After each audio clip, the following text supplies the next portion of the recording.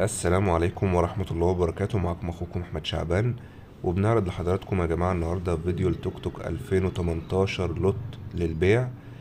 يعني التوك توك ده كان ممسوك في المرور وعدى عليه 3 سنين.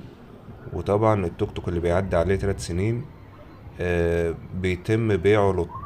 يعني مثلا بيجيبوا مثلا 50 60 توك توك ويتباعوا في مزاد، وبيتباعوا لأي حد بيرسي عليه المزاد بعقد خردة. تمام.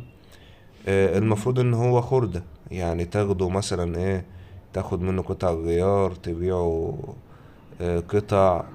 انما المفروض ان هو ما يتباعش، ان هو يشتغل تاني. ولكن في ناس بتبيعه على بعضه زي ما انتوا شايفين، وفي ناس برضو بتشغله. ولكن انا يعني بفهمكم اللي فيها. ده بيبقى بعقد خردة ولا يرخص، يعني لو حبيت ترخصه ما ينفعش ان هو يرخص.